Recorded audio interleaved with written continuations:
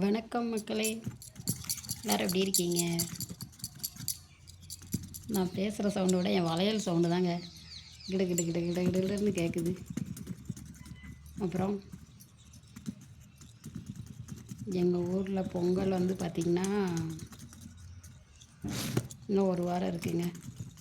அதுக்கிட்ட தான் பொங்கல் சாட்டுவாங்க சிவகாசியில். இந்த தடவை பங்குனி மாதம் நிறைய ஊரில் பொங்கல் திருவிழா நடக்கும் போலாங்க. நேற்று வந்து பார்த்திங்கன்னா நாங்கள் ராமேஸ்வரம் போயிட்டு, அப்பா இறந்து ஒரு வருஷம் ஆயிடுச்சு.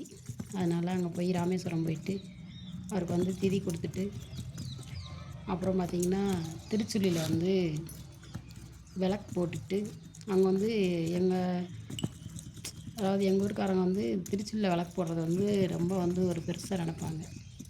அதனால் அங்கே போய் விளக்கெல்லாம் போட்டுட்டு, அங்கேயும் சிவன் தான் இருக்கார், அங்கேயும் போய் சாமி கும்பிட்டுட்டு அப்படியே நேற்று வீட்டுக்கு வந்தோங்க. நாங்கள் கிளம்புனது பார்த்திங்கன்னா காலையில் கிளம்பலைங்க, நைட்டே கிளம்பிட்டோம். நைட்டு ஒரு 11 மணி இருக்கும். சிவகாசியிலேருந்து தம்பி வந்து வேன் பிடிச்சிருந்தான். என்னத்த சொல்லுங்க, என்ன அதாவது ஒன்று வசதியானவங்க வீட்டில் பிள்ளைங்களாக பிறக்கணும், இல்லைன்னா எதுக்குமே ஆசைப்படாத மனசோட கடவுள் படைச்சிருக்கணும். ஏழை குடும்பத்தில் பிறந்துட்டு ஆசையே படக்கூடாதுங்க. நேற்றுக்கு பார்த்திங்கன்னா அப்பாவுக்கு திதி கொடுக்குறதுக்கு கிளம்புனோம். ஆனால் மொத்த செலவுமே பார்த்திங்கன்னா எங்கள் தம்பி தான் செஞ்சாங்க.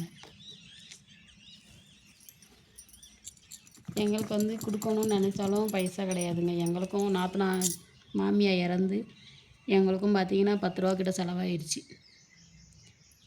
எங்களுக்கும் அதனால் தம்பிக்கிட்ட வந்து பைசா கொடுக்க முடியல. அவன் ஒரு ஆளாக செலவு பண்ணது மனசுக்கு வந்து ரொம்பவே கஷ்டமாக தான் இருந்தது. எப்படியும் ஒரு 10-20 ரூபா வந்திருக்குங்க. அப்பா இறந்ததுக்கும் பார்த்திங்கன்னா அவன் தான் செலவு பண்ணான். இன்றைக்கும் நேற்று கூப்பிட்டு போனதுக்கும் அவன் தான் செலவு பண்ணியிருக்கான். இந்த காலத்தில் அப்படி ஒரு மனசோட பிள்ளைங்க இருக்கிறதெல்லாம் பெரிய வரம் தாங்க. ஏன்னா 10 ரூபா செலவழிக்கன்னா கூட அவ்வளோ யோசிப்பாங்க, யாரும் விட மாட்டாங்க. அவன் பொண்டாட்டியுமேவும் சம்மதித்து விட்டதுனால தான் அவனுமே செலவு பண்ண முடிஞ்சது. நாங்களுமே பார்த்திங்கன்னா நேற்று போய் அக்கா தங்கச்சிங்க எங்களுக்கு சேலை வேறு எடுத்து கொடுத்தான்.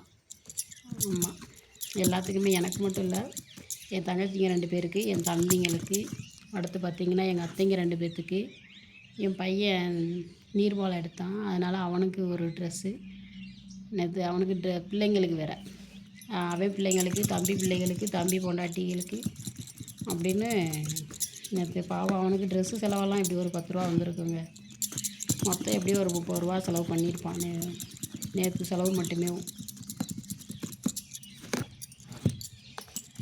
அவனும் அவன் பொண்டாட்டி பிள்ளைங்களும் குடும்பத்தோடு நல்லா இருக்கணும் அப்படின்ட்டு நானும் வேண்டிக்கிறேன். இந்த வீடியோ பார்க்குறவங்களும் வேண்டிக்கோங்க. என்ன இந்த காலத்தில் காசு தான் பெருசுன்னு நினைக்கிறவங்க அப்படி தான் உலகமாக இருக்குது. ஆனால் அவனுக்கு ஒரு நல்ல மனசை கடவுள் கொடுத்துருக்காரு. அதனால் அவனுமே நல்லா இருக்கணும்னு இந்த வீடியோ பார்க்குற மக்களும் வாழ்த்துங்க மக்களே. ஓகே, நேற்றோட பொய் எல்லாம் தேங்காய்ங்க உடச்சி சாமி கும்பிட்டாச்சுங்க. அதனால் இனிமேல் வந்து எந்த கோயிலுக்கும் போகலாம் வரலாம், அந்த ஒரு தடங்கள் இனிமேல் இல்லைங்க.